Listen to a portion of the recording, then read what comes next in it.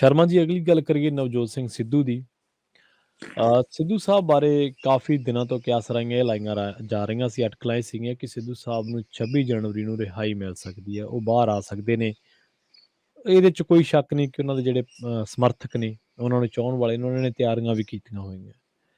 ਖਬਰ ਇਹ ਗੱਲ ਕਹਿੰਦੀ ਹੈ ਕਿ ਸਿੱਧੂ ਸਾਹਿਬ ਰਿਹਾ ਹੋ ਸਕਦੇ ਨੇ, ਪਰ ਖਬਰ ਦੇ ਮਗਰ ਲੱਗਿਆ ਸਵਾਲੀਆ ਚਿੰਨ੍ਹ ਉਹੀ ਦਵੰਦ, ਉਹੀ ਦੁਚਿੱਤੀ ਬਰਕਰਾਰ ਰੱਖਦਾ, ਉਹ ਕੁਛ ਹੋਰ ਇਸ਼ਾਰਾ ਕਰਦਾ ਜੀ। ਪ੍ਰਵੀਨ ਜੀ, ਕਿੰਨੇ ਦਿਨਾਂ ਤੋਂ ਇਹ ਖਬਰ ਮੀਡੀਆ ਦੇ ਹਵਾਲੇ 'ਚ ਘੁੰਮ ਰਹੀ ਆ, ਸਰਕਾਰੀ ਗਲਿਆਰਿਆਂ 'ਚ ਘੁੰਮ ਰਹੀ ਆ ਹਾਂਜੀ ਕਿ ਨਵਜੋਤ ਸਿੱਧੂ ਰਿਹਾ ਹੋ ਸਕਦੇ ਨੇ। ਪਹਿਲੀ ਗੱਲ ਤਾਂ ਇਹ ਹੈ ਕਿ ਜੇਕਰ ਤੁਸੀਂ ਜੇਲ੍ਹਾਂ ਦੇ ਨਿਯਮਾਂ ਨੂੰ ਸਮਝੋ ਤਾਂ ਉਹਦੇ ਵਿੱਚ ਸਾਫ਼ ਹੈ ਕਿ 3 ਸਾਲ ਤੋਂ ਘੱਟ ਵਾਲੀ ਸਜ਼ਾ ਵਾਲੇ ਬੰਦੇ ਨੂੰ ਏਦਾਂ ਰਿਹਾਈ ਨਹੀਂ ਮਿਲਦੀ ਜੀ, ਤੇ ਉਸ ਹਵਾਲੇ ਨਾਲ ਤਾਂ ਨਵਜੋਤ ਸਿੱਧੂ ਉਹਦੇ ਵਿੱਚ ਨਹੀਂ ਆਉਂਦੇ।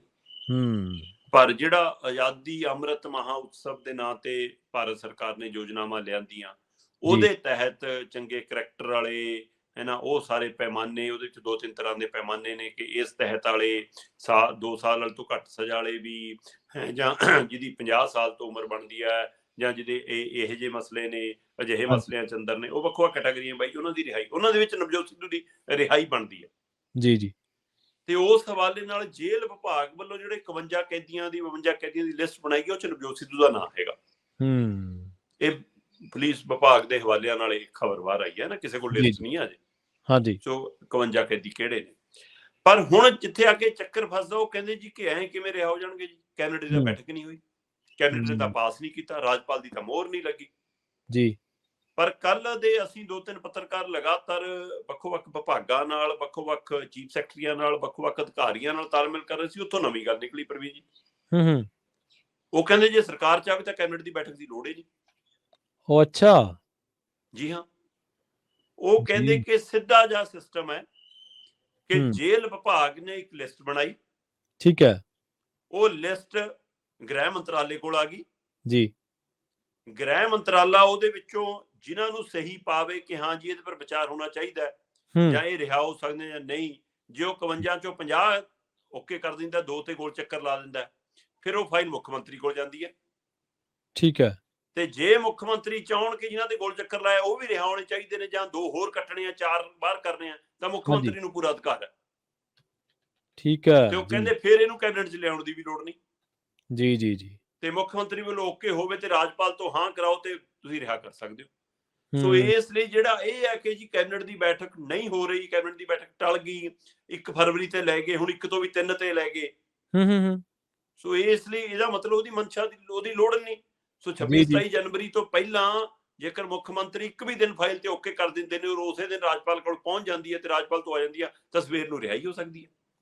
ਅੱਛਾ ਜੀ। ਸੋ ਹੁਣ ਸਵਾਲ ਖੜਾ ਹੈ ਕਿ ਨਵਜੋਤ ਸਿੱਧੂ ਦੇ ਚੱਕਰ 'ਚ ਕਿਤੇ ਬਾਕੀ 50-52 ਵੀ ਨਾ ਰਹਿ ਜਾਣ।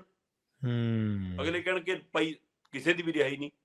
ਸੋ ਹੁਣ ਜੇਕਰ ਉਹ ਕੈਬਨਿਟ ਵਾਲੇ ਫਾਰਮੂਲੇ ਚੋਂ ਲੰਘਦੇ ਨੇ ਤਾਂ ਫਿਰ 3 ਫਰਵਰੀ ਤੱਕ ਭੁੱਲ ਜਾਓ ਜੀ।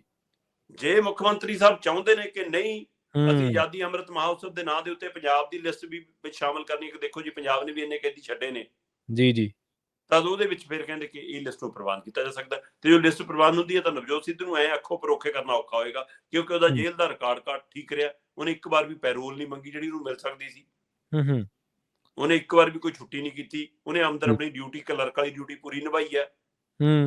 ਉੱਕਾ ਦੁੱਕਾ ਆਪਸ ਵਿੱਚ ਮਾੜਾ ਜਿਹਾ ਕੈਦੀਆਂ ਨਾਲ ਹੋਇਆ, ਜਿਹੜਾ ਉਹਨਾਂ ਦਾ ਖਿੱਚੋਤਾਣ ਜਾਂ ਤਕਰਾਰ ਤੋਂ ਇਲਾਵਾ ਕੋਈ ਕਿਸੇ ਨਾਲ ਕੋਈ ਹਿੰਸਕ ਵਾਰਦਾਤ ਨਹੀਂ, ਕੋਈ ਕਿਸੇ ਨਾਲ ਗਾਲੀ ਗਲੋਚ ਨਹੀਂ, ਕੋਈ ਉਹਨਾਂ ਦਾ ਵਿਵਹਾਰ ਅਜਿਹਾ ਨਹੀਂ।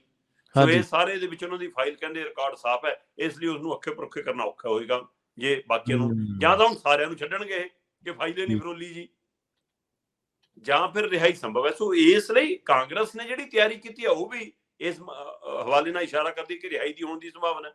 ਜਿਵੇਂ ਉਹਨੇ ਡਿਊਟੀ ਲਾਈ ਹੈ ਸਾਰੀ ਕਾਂਗਰਸ ਦੀ ਕਿ ਦਰਵਾਜ਼ੇ ਤੇ ਖੜ ਜਿਓ, ਜਿਵੇਂ ਉਹਨੇ ਤੈਅ ਕੀਤਾ ਕਿ 30 ਤਰੀਕ ਨੂੰ ਉੱਥੇ ਵੱਡਾ ਬੁਲਾਰਾ ਇਹੀ ਹੋਏਗਾ, ਨਵਜੋਤ ਸਿੱਧੂ ਹੋਏਗਾ, ਉਹਦੀ ਪਤਨੀ ਜਿਵੇਂ ਸਰਗਰਮ ਹੋਈ ਹੈ ਜੀ। ਸੋ ਜਾਂ ਬੀਜੇਪੀ ਜਾਣ ਦੀਆਂ ਚਰਚਾਵਾਂ ਨੂੰ ਲੈ ਕੇ ਕਾਂਗਰਸ ਜ਼ਿਆਦਾ ਤੇਜ਼ ਹੋਈ ਹੈ ਕਿ ਨਵਜੋਤ ਸਿੱਧੂ ਰੋਕ ਕੇ ਰੱਖਣਾ।